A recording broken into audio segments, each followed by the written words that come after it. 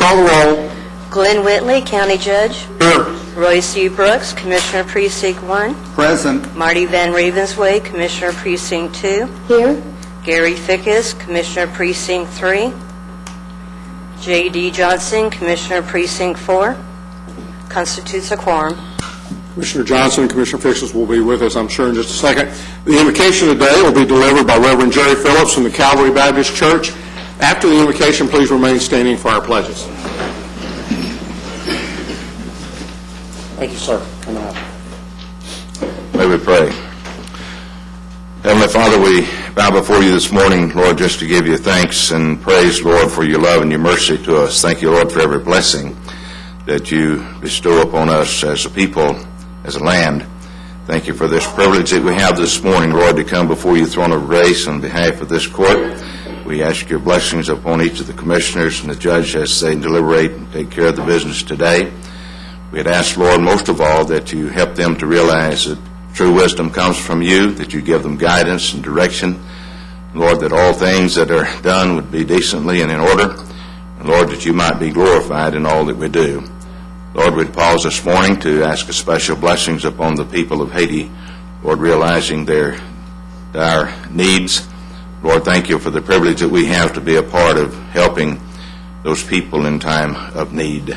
Thank you, Lord, for your love to us. Thank you for your mercy. Thank you for your grace. Your glory, Lord, from our lives. Help us to live our lives in a way that would be pleasing to you. We pray for our nation. We pray for our leaders today. Lord, we love you. Thank you for loving us. In Jesus' name, amen. Amen. I pledge allegiance to the flag of the United States of America and to the republic for which it stands, one nation, under God, indivisible, with liberty and justice for all. On the Texas flag, I pledge allegiance to thee, Texas, one state, under God, one and indivisible. Thank you again, Reverend Phillips.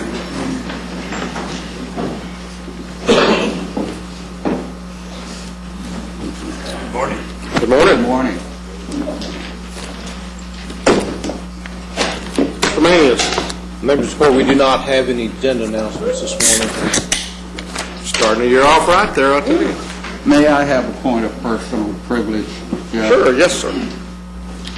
In light of the disaster down in Haiti and this community's need to respond in an appropriate way, I'd like to ask that we crank up the volunteer network here in Tarrant County and ask county employees who will to write a check to the American Red Cross and channel it through Ann Farmer and the volunteer department, and let's see if county employees will once more step up to the plate and show their compassion and their solidarity with the people of Haiti during this time of great suffering and great need.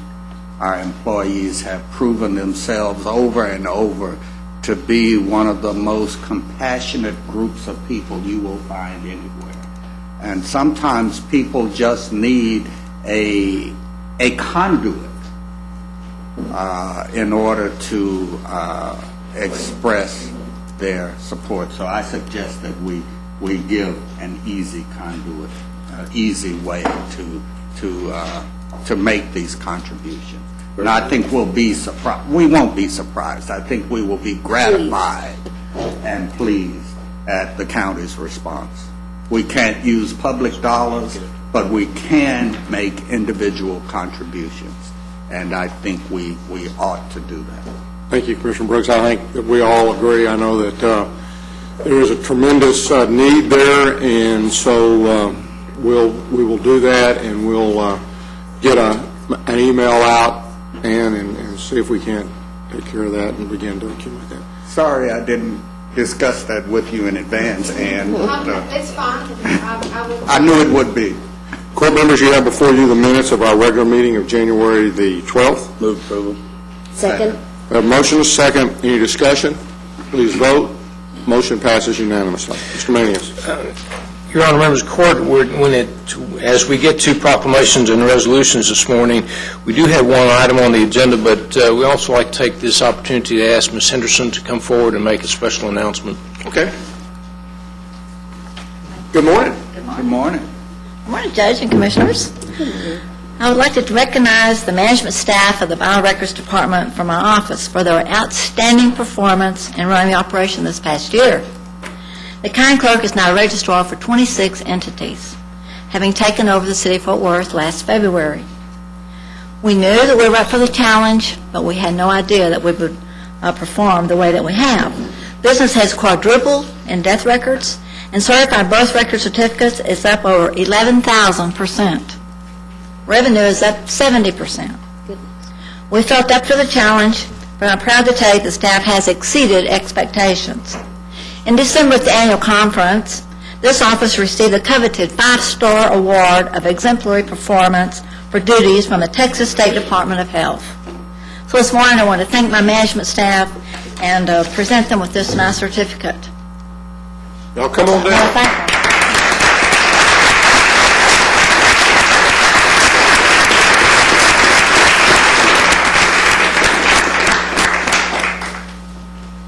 We knew they could do it. Well, the asset Tarrant County has. Y'all turn around and get a picture. Turn around and get a picture.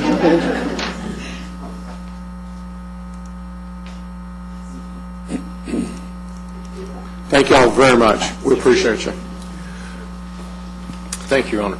Thank you. Next, I'm going to call on Larry Wilson for to recognize our Leadership Development Program participants for 2009. Thank you very much. These are the 23 people who completed the Leadership Development Program in 2009. Just as a reminder, this is a year-long commitment that they make where they complete 12 classes. They do an independent research project in another department and then present that to their classmates. And you can see before you some of the types of classes that they attend. Now we're going to call each one up to present them a certificate and have the court recognize them. Brian Barone, Public Health, and he is not with us today. Willie Collier, Sheriff.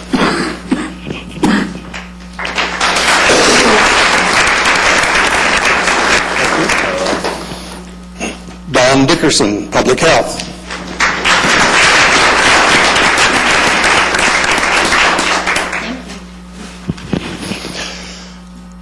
Terry Dooling, CSCD.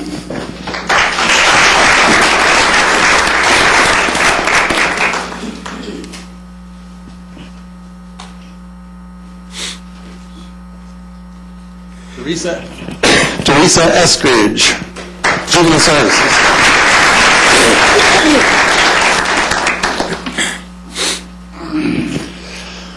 Sarita Escarada, Juvenile Services.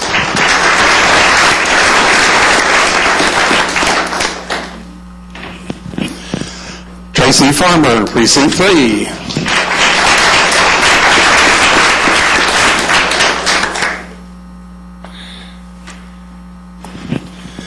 Gil Flores, Public Health.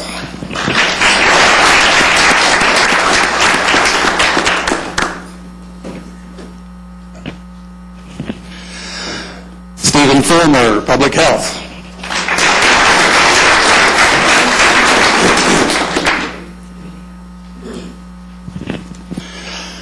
Felicia Guerrero, Juvenile Services.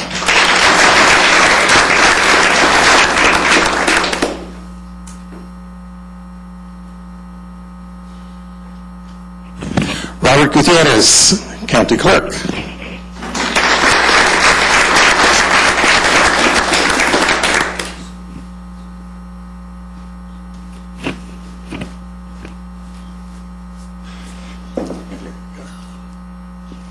Christine Harrison, Information Technology.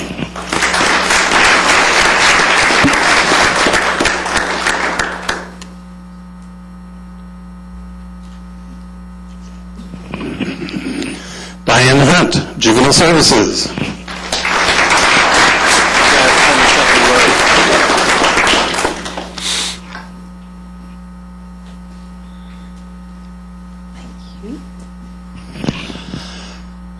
Brett Jones, Public Health.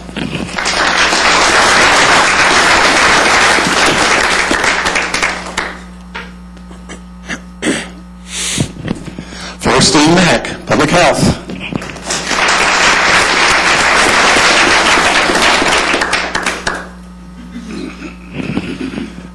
Not with us today is Heather Pachetti, Public Health. Glenda Redeemer, Public Health.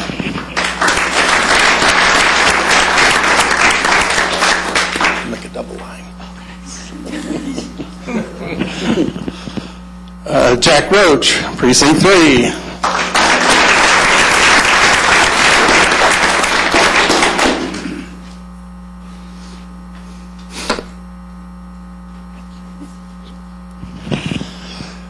Kay Sanyal Muheri, Public Health.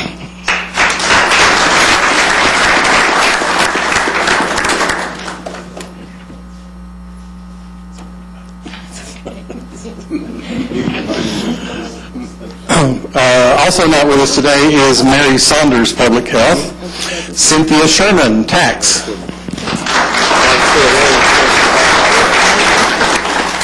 Sir? Yeah, I know. Whitney Thorpe, Public Health.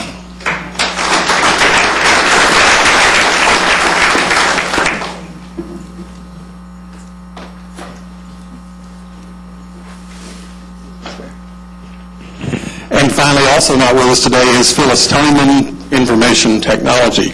And this is the Leadership Development Class of 2009. Y'all take it.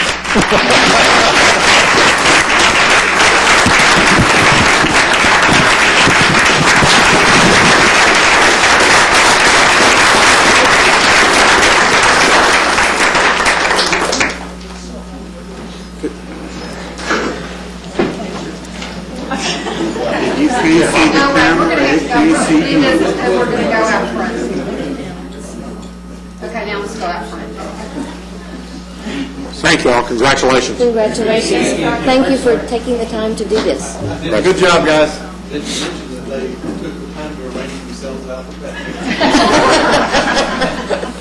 Too cute. Good job. That's leadership.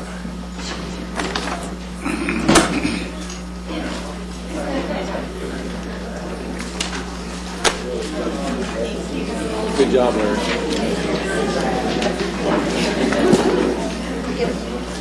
You might want to mention that. I don't know.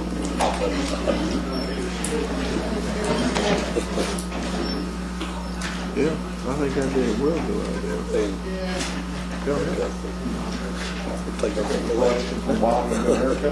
I asked him if Republican the other night, it's Barbara. I think it's Barbara Day. Nothing, Waller. Did you want to consider receiving file? If I could have a motion. I'll cut you here. I move to receive and file that presentation. Thank you. Second. We have a motion and a second to receive and file the recognition for our Leadership Development Program. Any discussion? Please vote. Motion passes unanimously. You have before you the consent agenda. Move approval. Second. We have a motion and a second to approve the consent agenda. Any discussion? Please vote. Motion passes unanimously. Mr. Manius. Thank you, Your Honor. Members of the Court, we have two additional items this morning. The first one, we're requesting that the Court approve Amendment Number 3 to the Intergovernmental Cooperative Reimbursement Agreement between Tarrant County and the Texas Commission on Environmental Quality as it relates to the LIRAP program. Move approval. Second. We have a motion and a second. Any discussion? Please vote. Motion passes unanimously. Members of the Court, on item number 2, we're requesting that the Court approve an exception to the county's travel policy, which would allow an attendee to travel within state and or out-of-region travel as it relates to elected and appointed officials. Move for approval. Second. We have a motion and a second. Any discussion? Please vote. Motion passes unanimously. Thank you, Your Honor. Thank you. Ms. Tidwell?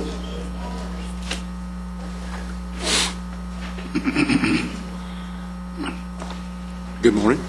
Yeah, good morning. We have one item for the court, and that's to approve the release of approximately $398,300,000 $354,000 of collateral is requested in the letter provided by Chase, which leaves almost $400 million in collateral for the remaining of our deposits. Move approval. We have two moves for approval. You can pick which one's the second. Any discussion?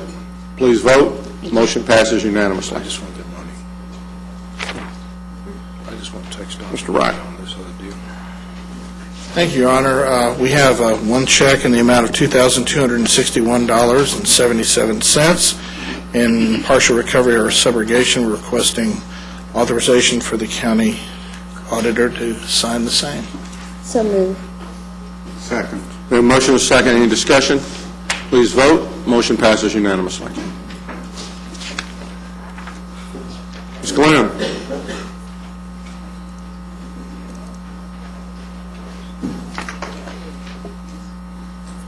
Good Good morning. morning. We have three items for the court this morning. The first item, we're asking the court to receive and file the personnel agenda. Move for approval. Second. We have a motion and a second. Any discussion? Please vote.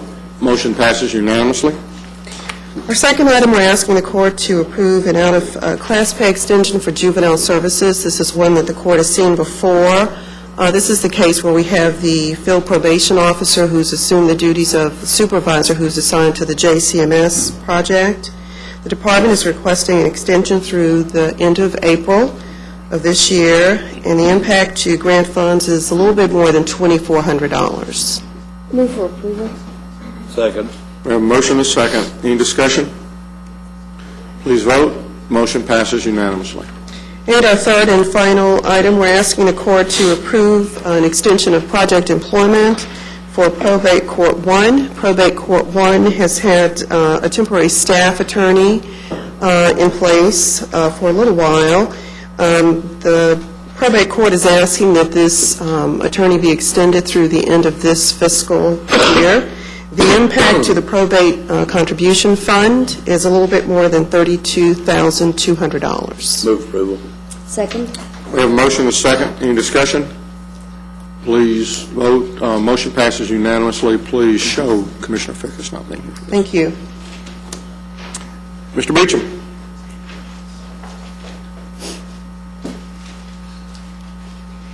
Your Honor, the members of the court, we have four items for your consideration this morning. Our first item is a bid award recommendation for our bid number 2010-014. This is a bid for paving improvements for the left turn lane on Campus Drive at Joe B. Rushing. Our recommendation will be toward the low bidder, Reliable Paving Incorporated, amount of $28,862.11. If approved, we're also seeking contract approval as well as acceptance of the payment and the performance bond. Move approval. Second. We have a motion and a second. Any discussion? Is there, and while, I mean, I'm sticking my nose probably someplace where it don't belong, but it's never stopped me before. Whose precinct is this? That's Roy. It's mine. We're not- Resource connection. Okay, okay.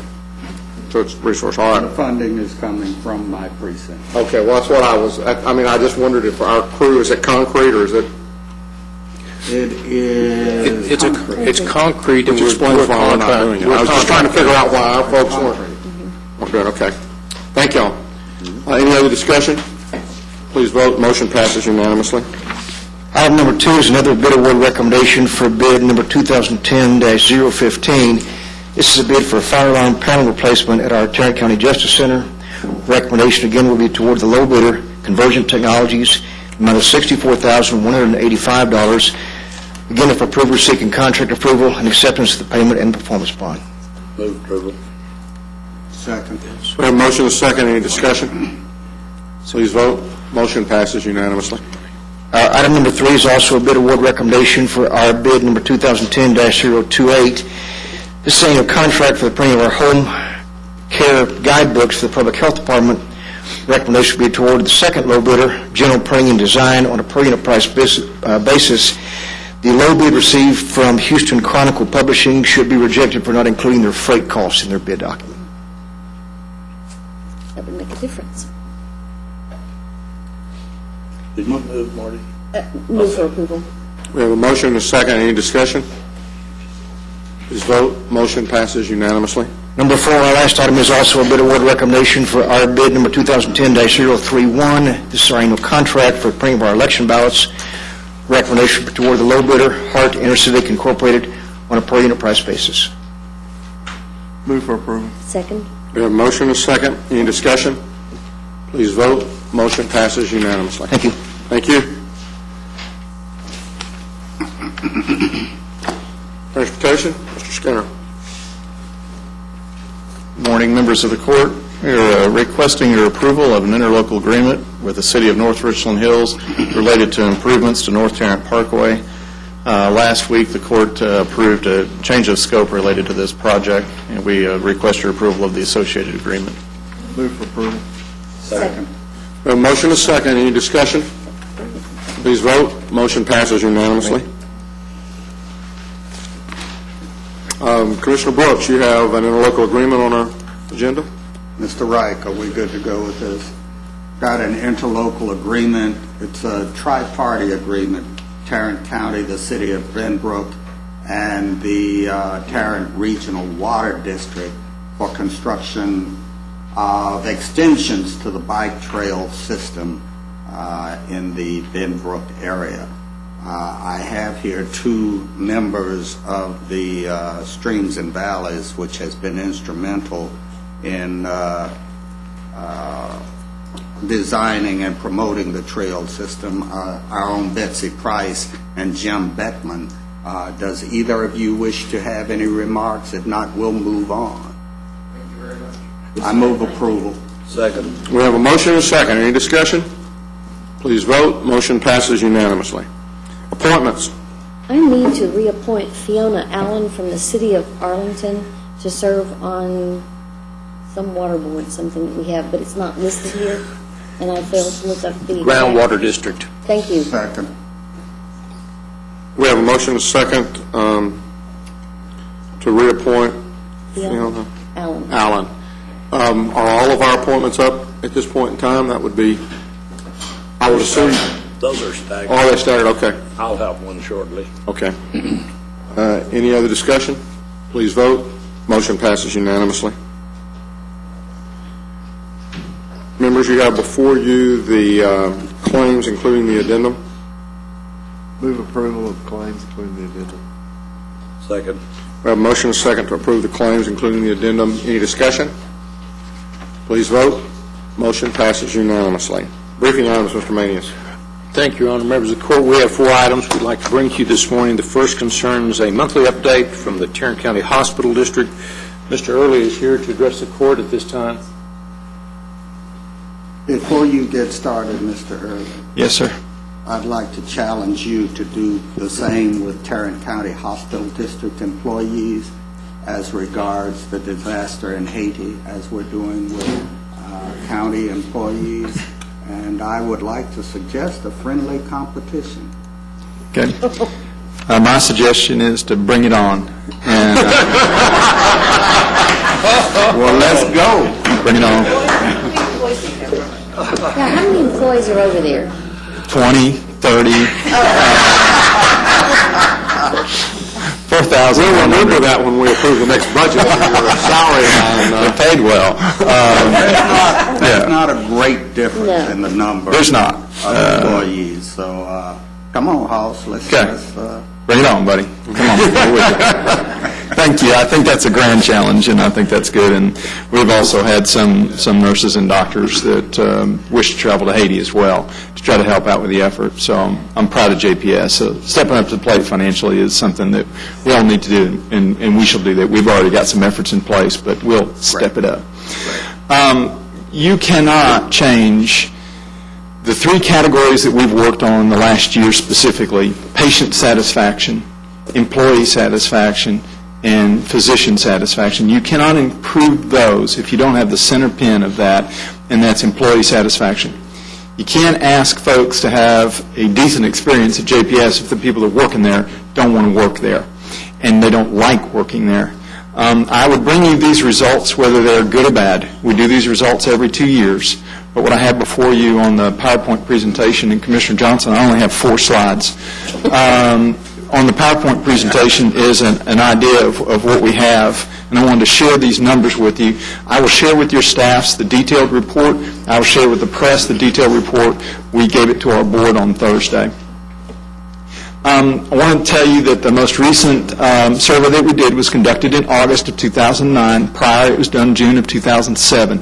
The amazing thing on here is our response rate. We had a 93% response rate. That's one of the highest participation rates of any. This is conducted by HealthStream.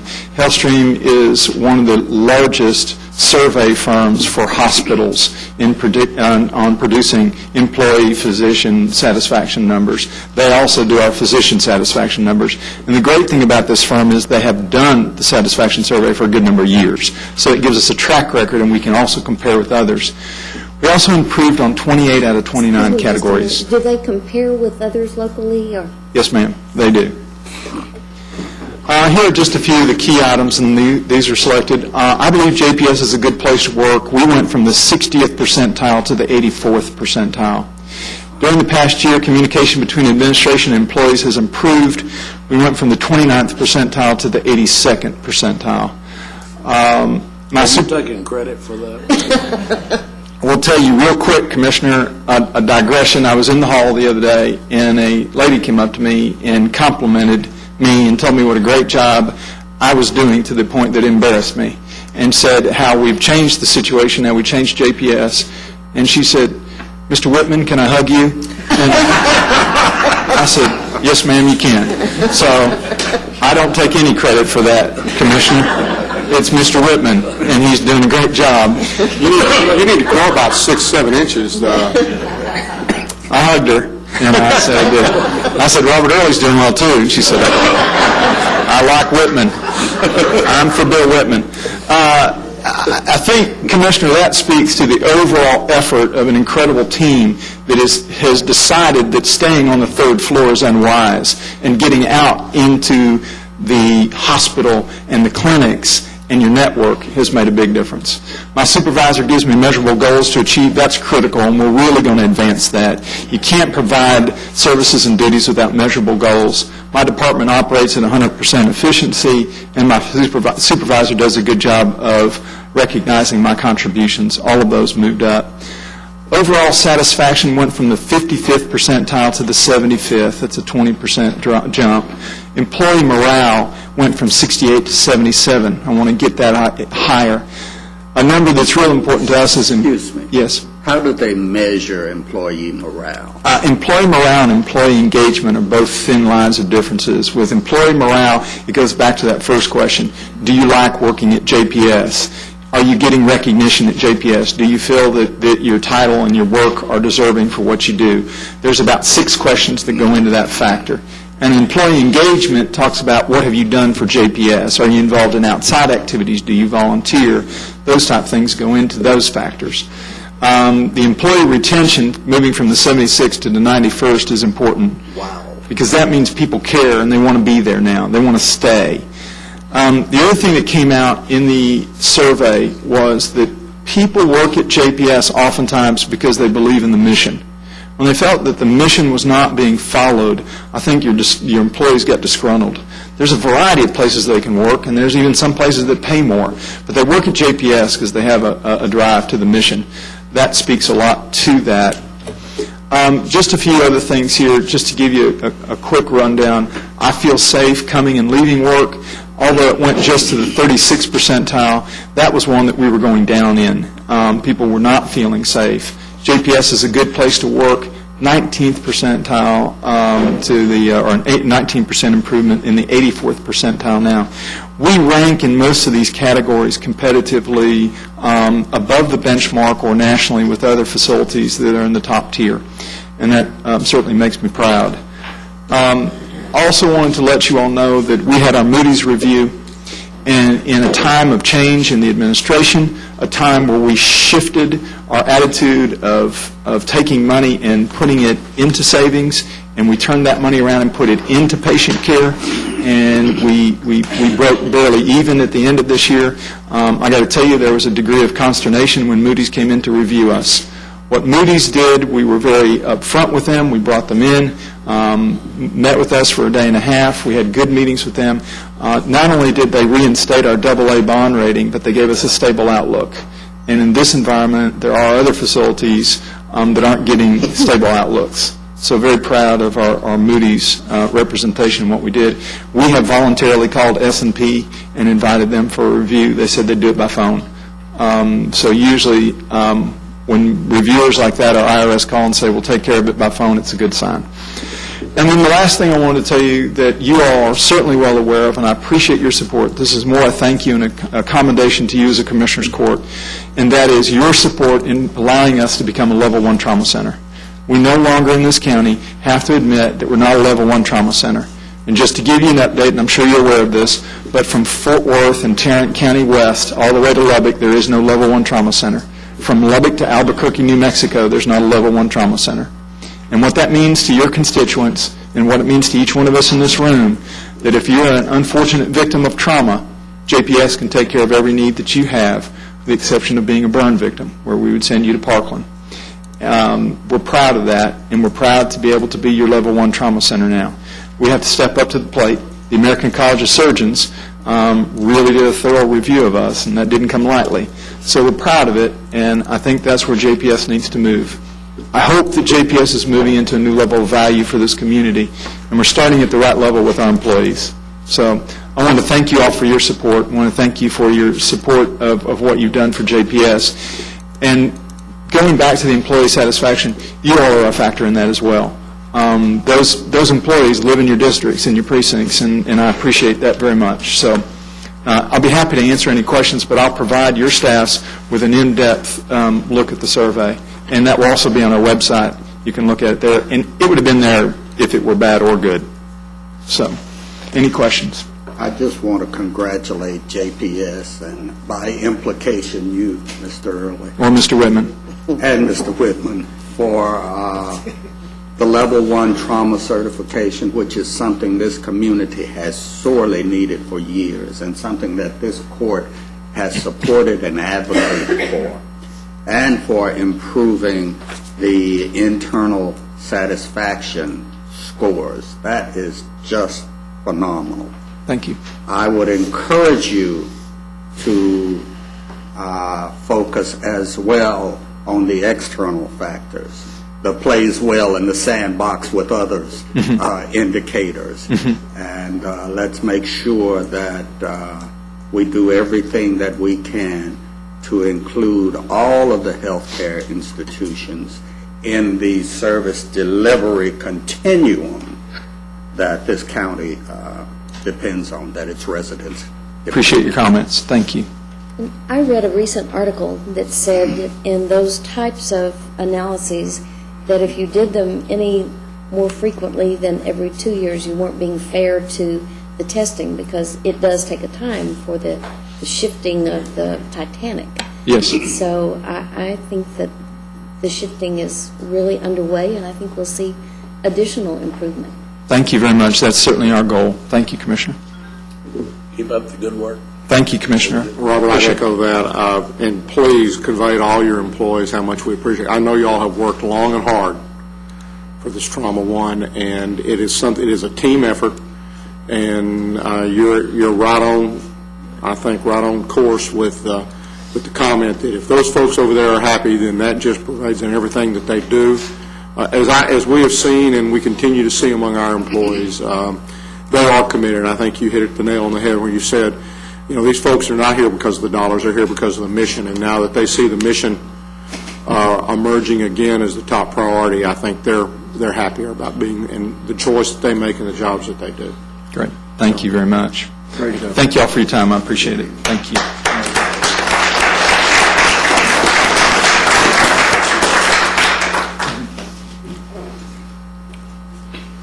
Thank you, Mr. Whitman. I'm not going to tell Mr. Early to get busy. Your Honor, members of the court, we could go to item B. This is an update on the expansion of the Northwest Courthouse. Mr. Phillips is here to address the court at this time. Before he comes up, let me just make a comment. I have asked that this be put on the agenda, and the reason for it is that 911 has requested as a backup location space in our new facility that's being built, and I think it probably will be a good location. My only concern in it was that we have about 9,000 square feet as unutilized space right now. I don't know how long it will take to eat up that 9,000 square feet. The last true building addition we had at Northwest was 30 years ago. If we wait 30 years to do something out there again, or if whoever's on this court does, we're going to run out of space again. So I did not want to make the call, yes or no, and I will go either way. I wanted the entire court to hear what's before us, and then we can kick it around on whether we think that that's a good place for 911 to be or not. Thank you, Commissioner. And we need to know by February the 1st, because we've got a generator, an oversized generator, and some things that are going to have to go in there if 911 does go in. Okay. Good morning. The 911 district came to us a few months ago with an opportunity to move the backup center into the Northwest Sub-Courthouse. We've been looking at it. Tracy Pelly and the designers have been looked at that. It looks like we can move them on the third floor, and again, it takes about a third of their shell space. The building's about 58,000 square feet, and it'll take about 3,000 square feet on the third floor. It does have some time sensitivity to it, as we plan on pouring concrete the first week of February. And before we do that, if we decide to put the 911 center in, we need to run some additional conduit underneath the concrete. So we'll have some conduits need to be installed. Also, some electrical switchgear will need to be designed and ordered in short order. So it does have some time as of the essence value to it. Now, Greg Petrie is here to talk about the overall goals of the 911 backup center.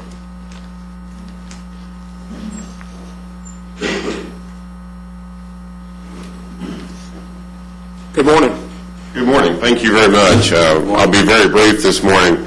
I want to appreciate the opportunity the possibility of placing one of our backup centers in the new Northwest Courthouse, sub-courthouse.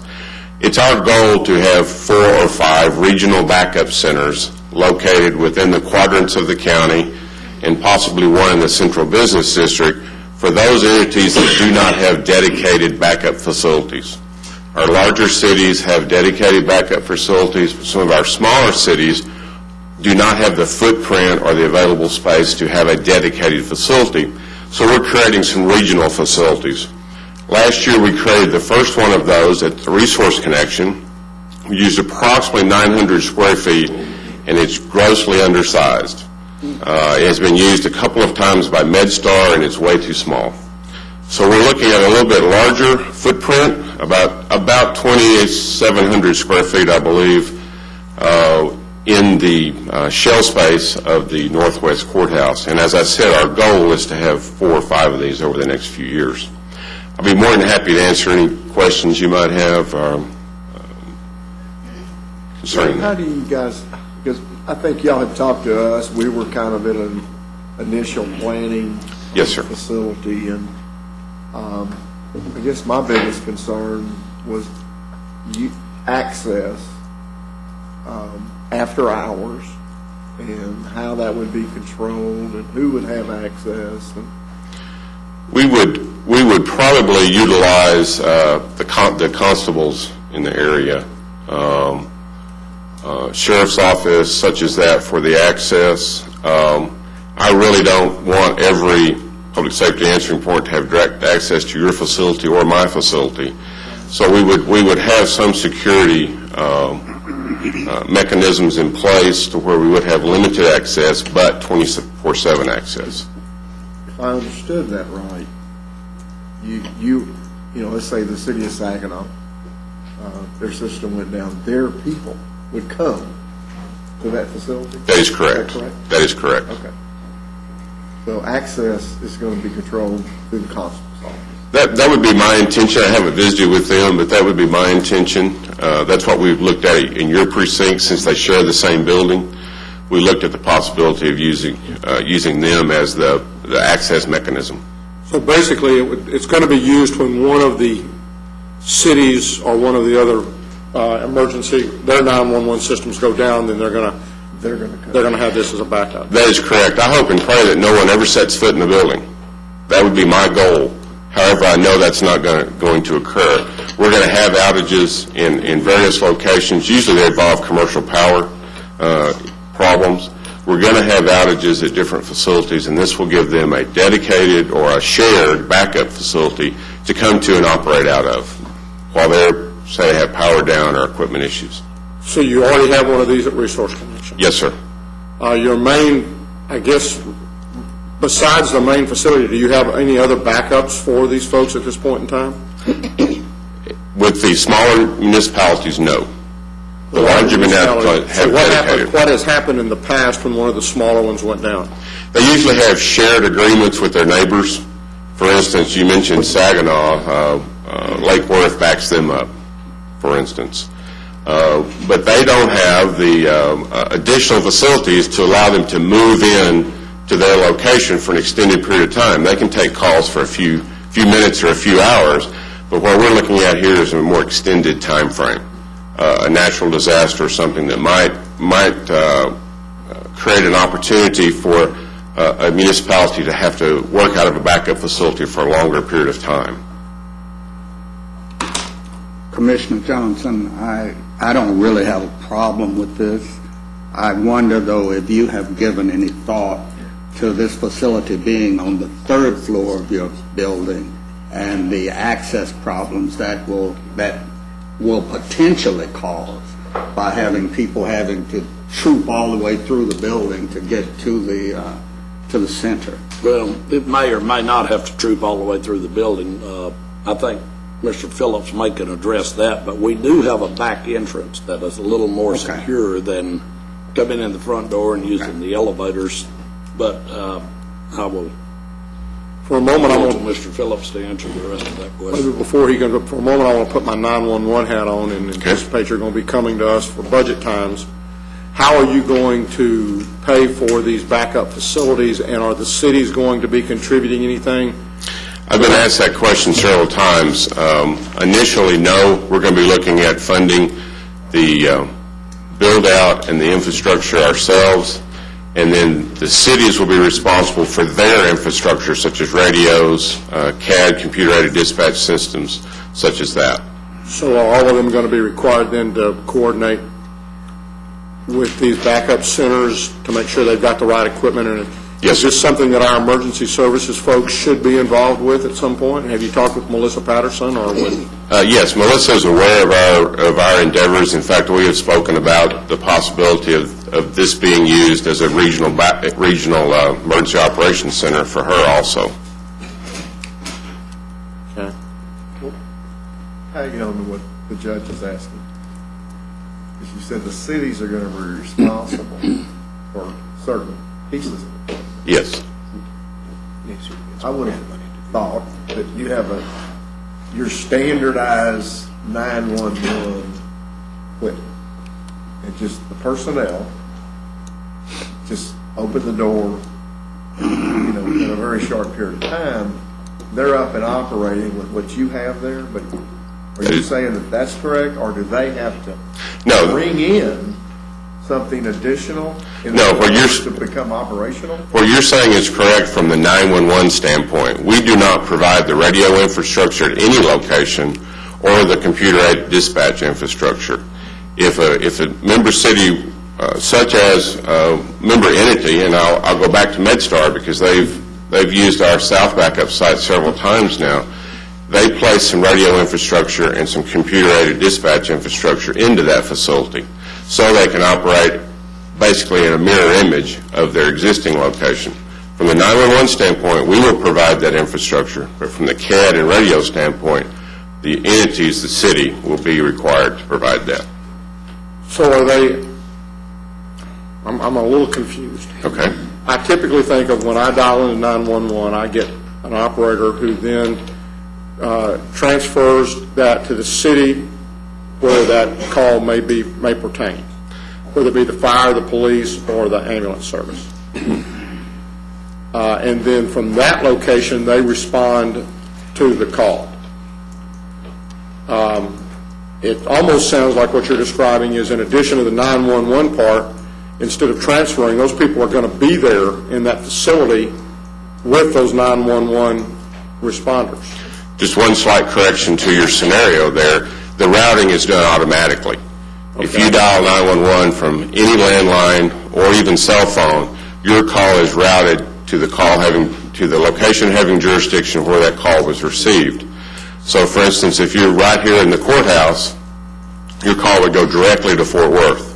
To either the fire, the police, or the ambulance? It would go to police. Go to police. Police is the primary answering point. They then transfer that call to fire or EMS, depending upon the nature of the call. So what is going down at MedStar that causes them to have to come into, if it's already routed and it's routed straight to MedStar? They have the same 911 equipment that the primary answering points have. That way, if the call winds up not being theirs, for instance, they can transfer that call back to any other jurisdiction in the county and even in the region. So there's mirror image of 911 equipment at each primary and each secondary, which MedStar happens to be a secondary. Rick, in your experience, here in Tarrant County, what has been the longest time period that someone's system has been down that really caused some critical problems where this would have been abused? Knock on wood, very quickly, matter of a few minutes. However,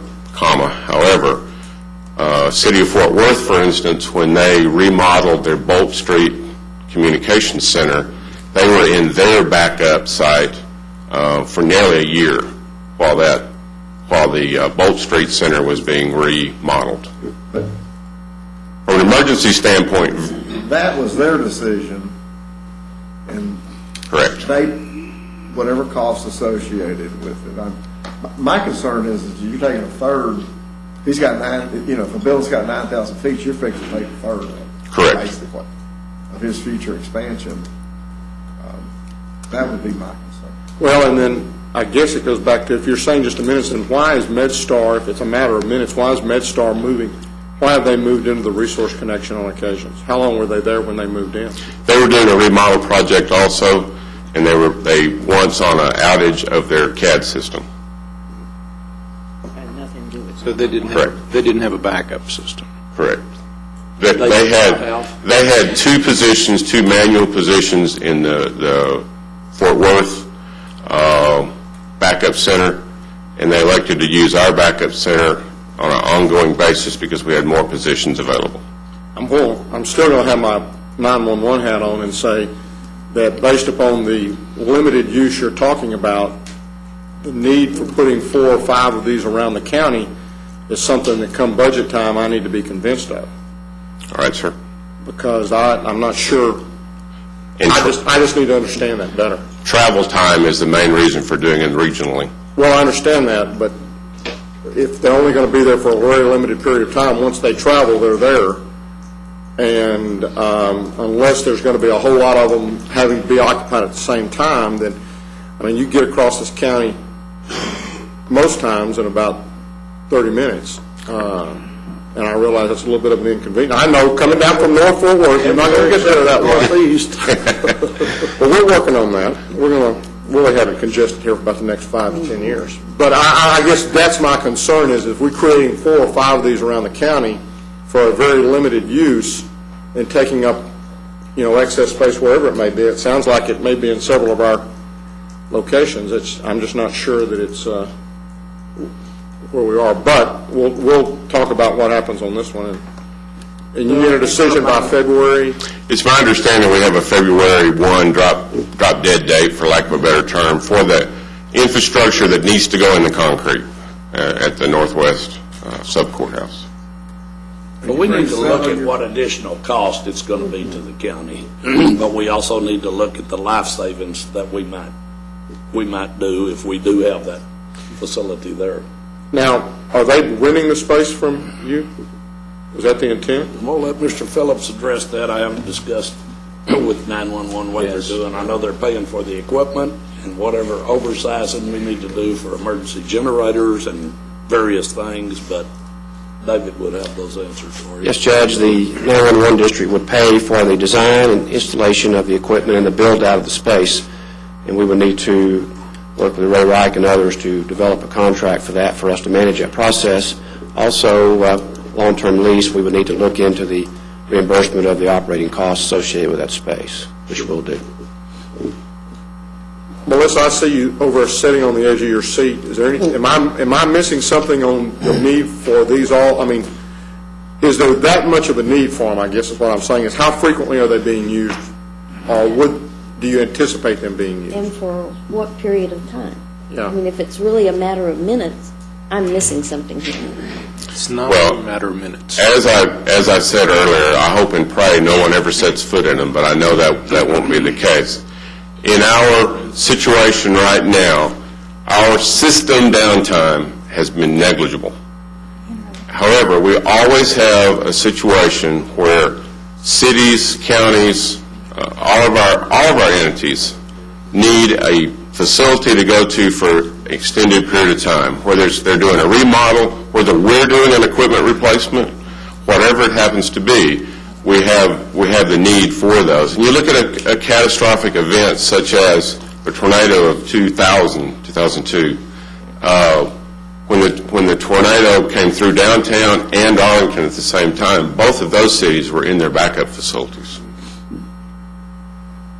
I'd just like to suggest that you take a look at the concept of doing 2 large facilities rather than 4 small ones at opposite ends of the county. I don't have a preference for whether it's north, south, east, or west, but it seems to me that we could probably do with 2 fewer of these things. Okay, we will review that. Has there been any consideration for, I know this doesn't off the top sound exactly desirable, but all I can think of is the double-wide modular units that have been used in places that could have a permanent location on our different facilities? We are always in the public safety environment, try not to use anything that can get blown away. Well, I'm not speaking of being a mobile situation, Correct. actually Correct. making it permanent. We have we certainly can look at third-party facilities or even building our own facilities. We just approached the county that we knew there was going to be shell space and was there a possibility of this. We wound up with a very short leash, unfortunately, a very short time frame, unfortunately, on this particular issue. If there is a concern over us overutilizing shell space, we'll certainly back out of this and look for another location. That's not an issue. I do want to place one in the northwest portion of the county because that's a meeting point between 2 phone companies. That Lake Worth Central Office, telephone company central office, is a meet point between Verizon and Southwestern Bell, AT&T this week. So it's kind of critical, that's a good Texas word, it's kind of critical to have something in the northwest area. Courthouse, the sub-courthouse is great because it's right across the street from that central office. So we would like to look at something in the Lake Worth area. Commissioner Brooks, I'll take your suggestion back on creating 2 larger facilities. That is certainly a possibility. We envision the smaller would be better. From an infrastructure standpoint, you're absolutely correct. I think one of the critical questions we've got to ask is that if we're taking 2,500, 3,000 feet, these buildings are costing $250 a foot. And I know you're going to do the interior finish out, but you're still looking at $150 county cost that their taxpayers are paying for. So, you're talking $500,000 in cost for the one in Northwest. Correct. Minimum. So I think that's just an issue we're going to have to look at. Plus, the future needs of the county that kind of locks down that square footage that's gone. I wanted to ask you, Commissioner Johnson, what kinds of expansions you envision for that 9,000 square feet, and whether or not this fits into that plan. Commissioner Brooks, I guess probably you'd have to look at, we haven't had a building addition in 30 years. We have added county clerk's operation out there. We're going to add district clerk. We're going to add the credit union. I don't have a crystal ball that tells me what all services will need to be there between now and 30 years from now. But as you've built this, as this new facility is coming on board, I'm assuming that all of those offices have probably built a little bit of expansion space into their space. So what you're saying is, like we added passports. That was something that we had not anticipated, but that we added. Absolutely. And so there are other things like that that could come up, but at least right now there's probably growth area in the tax and in county clerk and in some of those other areas. I see with the way the entire nation is going right now that we're going to need more services out in these outlying areas to keep people from having to come to the central city to do business, forcing them to come to the central city to do business. So that's the reason we put the expansion space in that we have. And I can't thank David Phillips and his group and all the people we're working with enough for looking at this thing as a whole. But this came up, and it's just something that we as a court have never discussed, and I felt it was an opportune time for us to look at the whole picture. My initial reaction is to support this plan. It basically depends upon you, though, whether or not you feel like it's a compatible use for your sub-courthouse and whether or not you want to host it there. Well, I don't take this sub-courthouse as a personal home for me or anybody else. I think that we need to look at it as a county as a whole. And like Judge Whitley said, we've got to make sure that our budget is not too affected by this. And quite honestly, from what you said and what, Commissioner Johnson, it sounds as though that this is a logical place to put one of our backup facilities. I still question whether or not, as has been mentioned by others, whether or not we need, how many we need, but because of your comment with regards to AT&T and Verizon, it sounds like this is a good location, at least for one of those backups, and then, we need to look, I think, overall as to whether we need to do that. Melissa, I know I called you. Do you have anything else that to add or any other comments that? No, but I will take a few days to really look at this and look at what our future plans for this type of project are. I know that we've got some things that are working in the coming years that we can certainly make sure that this fits into that, and then whenever we come back, we'll have a really good picture for you to look at.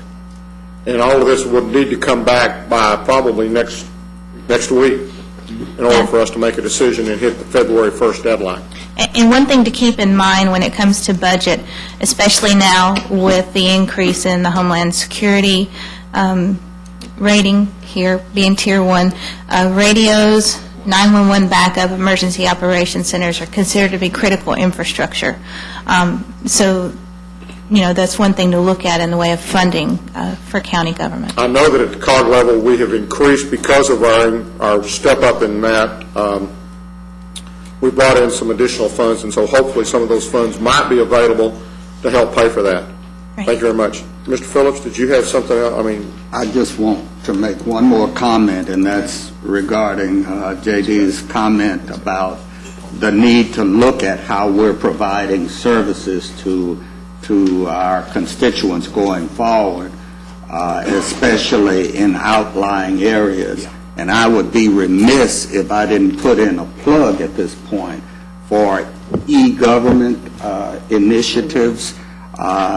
I know that's anathema to you, J.D., but Wait till my campaign starts rolling, it may be a surprise. but to have people be able to do JD's going like services and to react to their government electronically and online would do a lot to keep people from having to drive downtown or drive anywhere else for that. I have a very electronic office. I'm glad to hear that. Yeah. That was, Right outside of it. And Alice is the one that runs it. and that's. I do want you to talk a little bit about the ability to have the entrance and keep that, what's the likelihood of being where they come in one place and they don't have access to the whole building? Well, Judge, I expect they would have access to at least the third floor, because that's where the utilities, the restrooms and such are on the third floor corridor. Commissioner Johnson mentioned there's a fire exit stairs in the back they have access to. We could get card reader access so they could come up in that exit if necessary. And I don't know if they were to have a disaster, of course, we could make other arrangements. But on a day-to-day or as they need to maintain the system, they certainly could. We can give them card access to do it during the day. We put card access on their suite to allow them access in there, and if they needed it during the night or something, they can come out to the back door with card access. When you say giving them card access, you talking about the constables? No, it would be 911 folks, and the constables would already have, most likely, the access to the building. They're saying it's going to be, whatever city, who are you going to give card access to? Well, that would be up to Commissioner's Court, but I think we would essentially start with 911 groups, whoever maintains the system.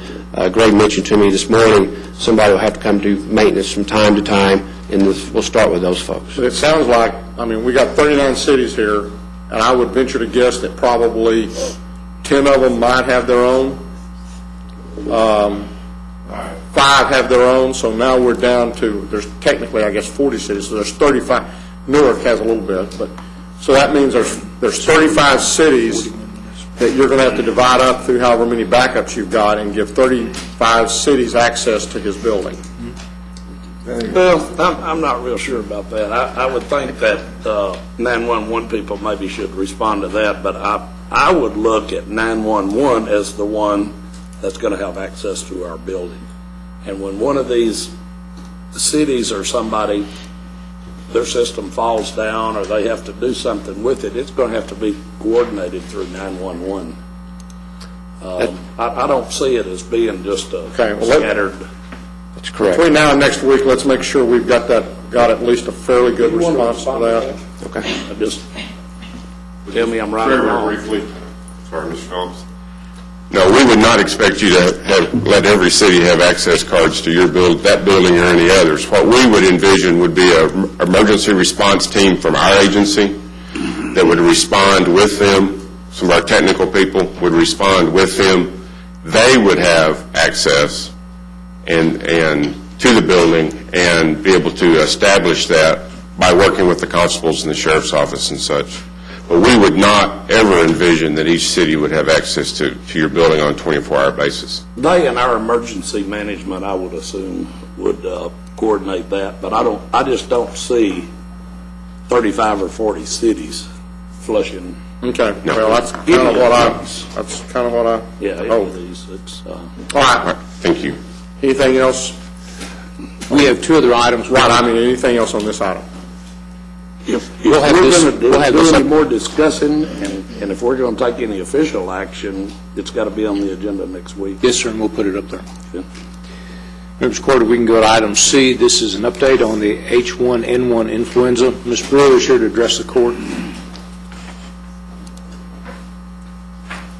Good morning. Good morning. Thank you, Lily. As you've heard on the news, I hope, we are continuing to do our school-based H1N1 vaccine administration, and we started with the Fort Worth ISD today. We'll be at Carter Riverside and Arlington Heights from 4 to 7 tonight.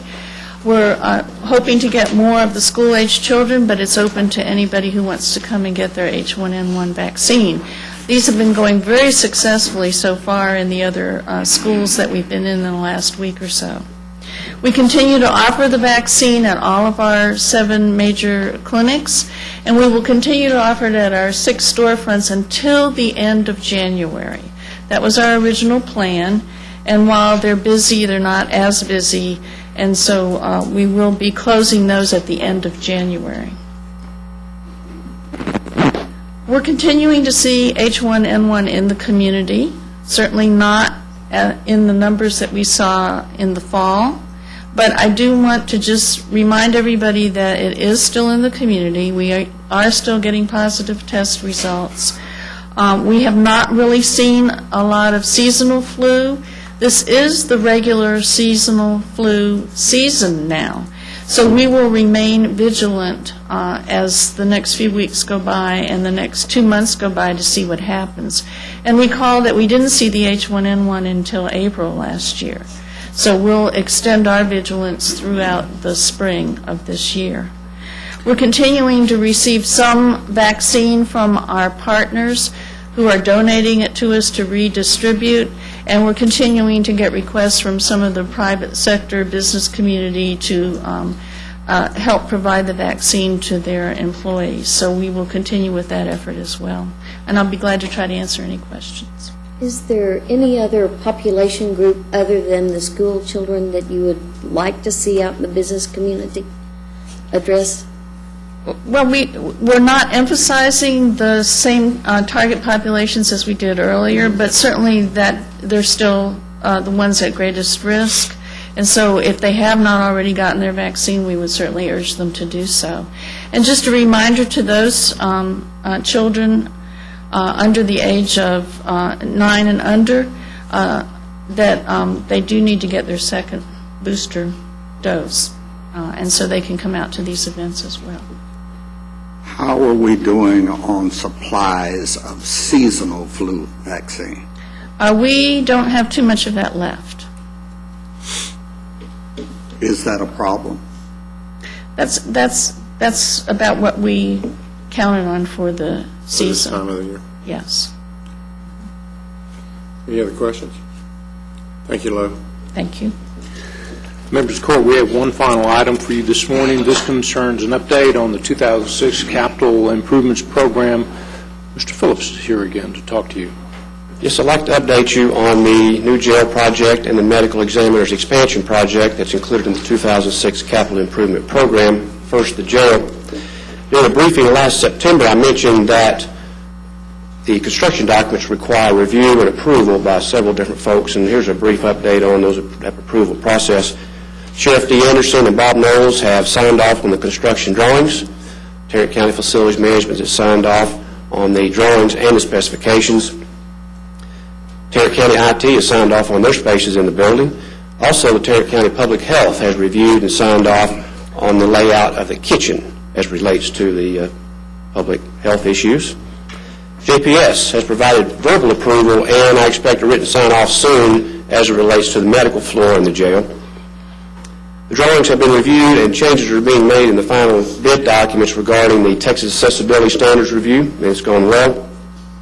Gilbane Building Company has completed their interdisciplinary review process, and the architects are making changes to the final documents now. Also, the City of Fort Worth permit review is going well. We're just about to wrap that up. It's gone through the Development Department, Transportation Public Works, Parks and Recreation Group for the trees, Water Department, Fire Department, and others. It's been quite a process. Staff did mention to me that the City of Fort Worth has been very, very easy to work with on this project and the medical examiner's permitting project. It's worked well. Relating to the Texas Commission on Jail Standards, they have reviewed the drawings. They've made their comments. The architects and engineers are finalizing the drawing changes now. Should be finished next week, and we expect approval from the jail standards soon after that. All that, we plan on publicly advertising the project next Monday. Great. However, Oops. they're a little bit in the weeds. Well, I think I mentioned to you a couple of months ago regarding the street rental fees with the City of Fort Worth. On both projects, medical examiner and jail, we plan on using the adjacent parking areas all the way around the jail project. Matter of fact, we're staging material deliveries and general construction zone buffers and things of that nature. We've got official notice from the Transportation Public Works Director last week that they would deny the request to waive those fees regarding the street rental and parking meter fees, which on the jail add up to about $412,000. On medical examiner, it's about $90,000. So total, it's around $500,000. The director was kind enough to say the next step is to go a few pay grades higher. So we've done that, and I've thrown in the lap of G.K. Manius. So we're going to ask him. We could have gotten a hold of Dale yesterday when we had him in the parade, and we could have squeezed that out of him. So the next step is to see if we can waive those $500,000 in fees.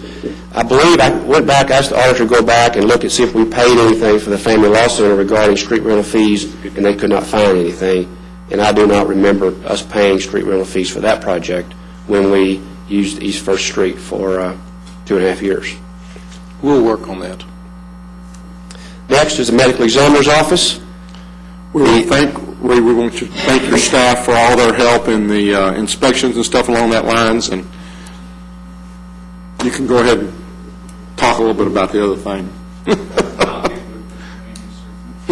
Thank you. We opened bids on the medical examiner's office last Thursday. We received 271 bids. Now, those are in different trade packages. There's 50 trade packages. It was quite a process in Thomas S. Brown offices. The purchasing department was there to oversee the process as required. They have 3 T1 lines, which are high-volume phone lines coming into a big black box that I looked at, and it holds up to 100 phone lines. And all these bids, I'd say 95% of these bids came in within 20 minutes before the bid time. So it was very hectic. But this virtual fax machine that they have sent the bids and faxed them and printed them at 4 or 5 printers all at the same time. They had 2 runners who ran them to the various Thomas S. Brown folks who took, some of them took the electrical bids, some of them took the mechanical, and so on and so forth, and they had it tabulated in about 30 minutes. It was quite an impressive process that they got. To have seen That is impressive. They just told me to get the heck out of the way, which I did. But anyway, basically, we came in about, depending on the bid evaluations, when they get through fairly all out, it's about $750,000 to $1 million low, which is about 5 to 7%. Fantastic. It's a good process. Now, we do expect to hopefully bring to you as an ad alternate the 3rd floor shell, and it's about $1.8 million additional. So we're just working with the budget office and GK about how we go about funding that additional $1 million or so. And that would be important to the long-term expansion for that project. And when you go out for these bids on the jail next week? We advertise next week. How long will they be out on the street before they come in? And first week in March. I think it's 5 weeks. It's such a large project and so much complicated material. Suppliers have to send information to sub-trades, and they have to send it on up the line. So, of course, they don't all do that until about an hour before the bids do. But give them some time to go get their numbers together. Good. Thank you. Any questions? Thank you. Thank you. Your Honor, that's all we have at this time. Thank you. The Commissioners' Court will now recess to open session and proceed to closed session to discuss items exempted under Sections 551, 071, 072, 074, 076, and 087 of the Texas Government Code.